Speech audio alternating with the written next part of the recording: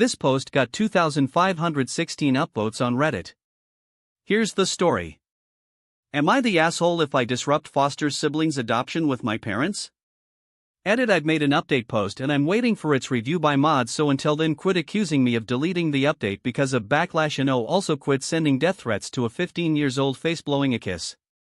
My 15F parents have 2 foster siblings, that are 10F and 6M, living with us for over 2 years in an extended placement.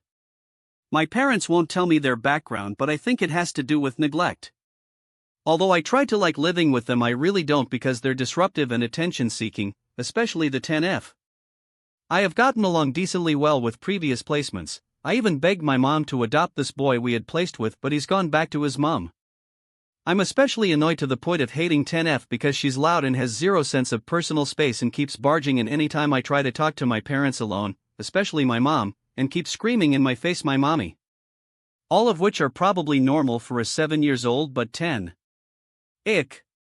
And she has her trauma issues and all that, but I feel like my mom does enable it too, but I put up with because at first my mom said it's only temporary, but now I think their reunification isn't happening anymore, so my parents want to adopt them, but I really don't want them to, and I don't see them as a sibling. When we meet with their caseworker to proceed with the adoption, my mom said they'll ask me if I'm willing to be their sibling, and am I the asshole if I say no? I have tried multiple times, but it's either the 10F immediately throwing a fit at the slightest hint I'm upset with her, or it's my mom with her usual "think of what we can give her, she needs stability, she's too attached" with my mom, not with me, by the way.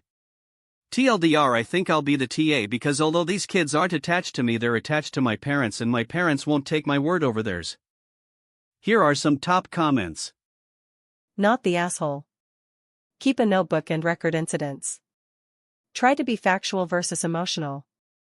Date, time, what the child did, what your parent did. Do this for a few weeks. Then really consider and edit out minor issues.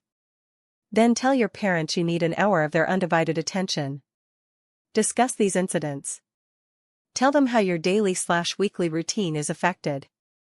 Ask them for the 3 of you to develop a plan. You are not the least important person in your family. Not the asshole. This is why the caseworker asks for your input. Tell it like it is. Not the asshole. Never, ever, my boy. You should never have to feel like your parents are choosing another kid over you like this. I was an only child until I turned 12 when my parents started doing foster care. They did it for all the wrong reasons. I understand exactly where you're coming from. I cannot state this enough. You matter. Your feelings matter. Your childhood matters.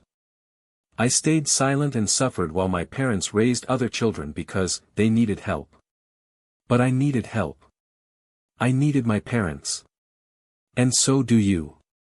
If you don't want this, you need to be upfront with your parents sooner rather than later. You need to be blunt with them that this is affecting your relationship with them and that they are hurting you by allowing the 10 years old to abuse you and not let you have a one-on-one relationship with them. You need to tell the state when they come to ask that you do not want this. At the end of the day, you are their biological child and their first responsibility should always be you. Your safety. Your success. Your happiness. That is their responsibility to you as the only adult authority figures in the family dynamic. Yes, it sucks that they have this trauma. My heart hurts for them too.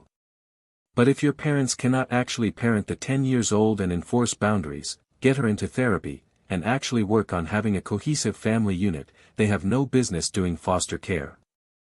Foster and bio mom here, not the asshole. The last thing I want to do is create more trauma for my secure bio kid, so if a placement really isn't working for him, that is extremely important to me. You need a safe space and dedicated time with your parents. You matter.